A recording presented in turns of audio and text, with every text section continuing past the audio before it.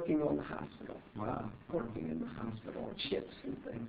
And so those spinal cords, they were more casualties down the island, not necessarily war. No, these were casualties from our own island. Yeah, yeah. Then a ship came in with 500 patients. Wow. That was the first load, and we had to take care of them. You know, we set up right away and took care of them and separated them. That's where this triage method came in.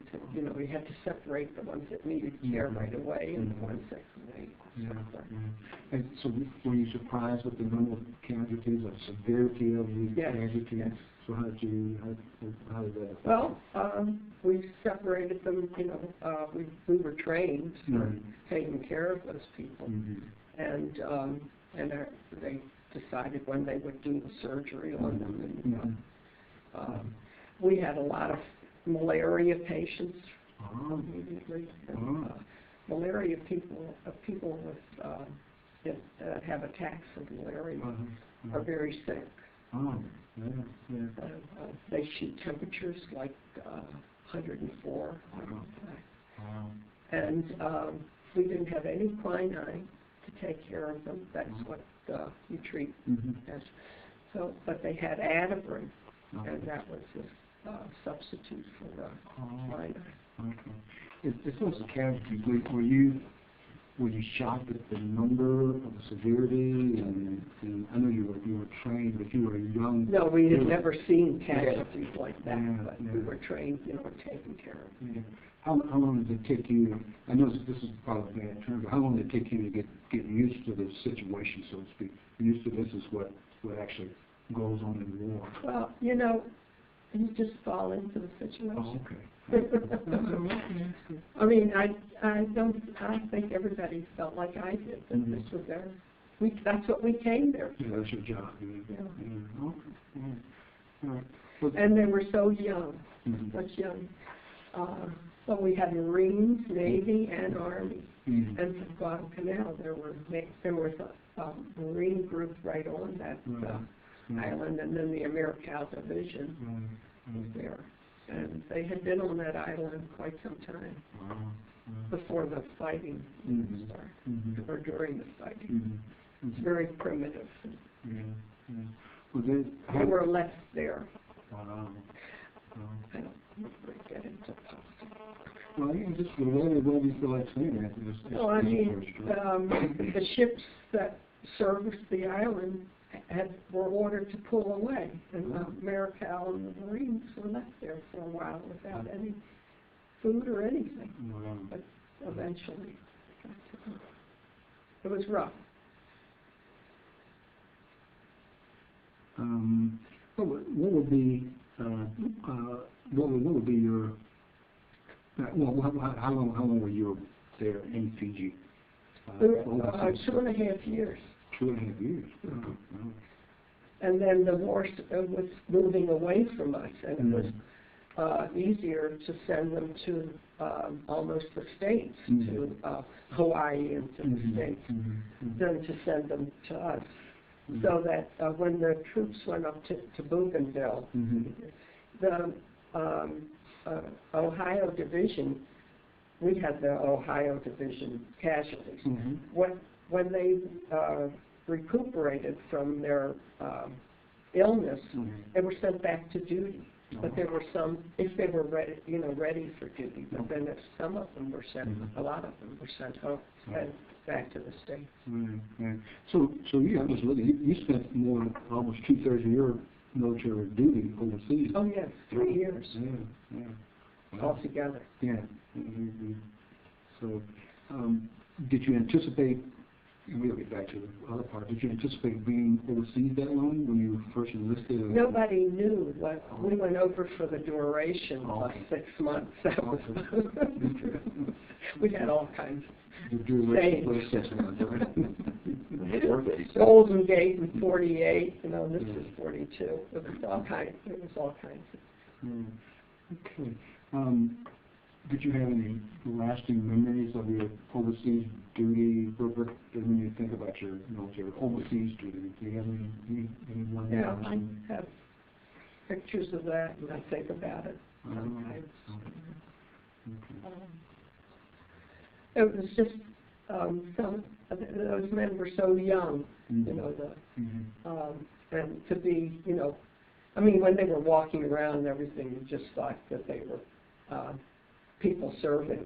But when you saw the casualties and how hurt and how badly wounded some of them were, that you felt like they should still be home with their, you know, their mothers instead of fighting in the hospital. As a nurse, did you have a specialty as a nurse, or were you just a... Well, I did general duty, General. and I was in charge of the psychiatric ward for a while, and, whatever I was needed to do. Okay. So you were... Okay. When you were shipping home, how did that go? How did you get notified, and what was the prompt? Was your tour just up? Then we went from Fiji, we went to India, to Calcutta, and we had been overseas 2.5 years, and when we took over that hospital in Calcutta, then they started this rotation method that if you had to have a replacement to come home. So when your replacement came, you stayed with them for orientation for several days, and then you received orders to come back to the States if you were overseas 2.5 years or more. That's we were over, most of us were over 3 years when we came back. So you kind of do... we flew back, space available. Going there, we went, nobody flew overseas. I mean, we went in convoys. But we were over there 3 years, so things had changed. And they put us on planes, and like we went from Calcutta to Karachi. That's on the other side of and India was still a British colony at that time. All the places where we were British colonies. Fiji was a British colony. New Zealand was a British colony. On the way to India, we stopped in Australia for a couple days to refuel. We went by ship without a convoy that time. Pretty weird. The war was still going on. And in Australia, Melbourne, Australia, that was a British colony. And then we went to India, which was a British colony. So the language was never a problem, I guess. No, well, British, I mean, we were allies. Oh, that's interesting.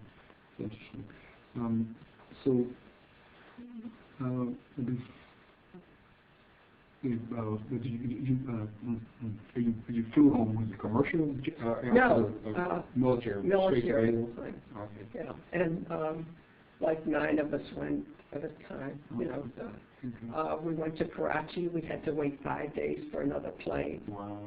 And we couldn't do anything because we were alerted. You know, so we just waited at the airport, and then we flew across the ocean to Africa. We went to Sudan, and then we flew across Africa to Agra.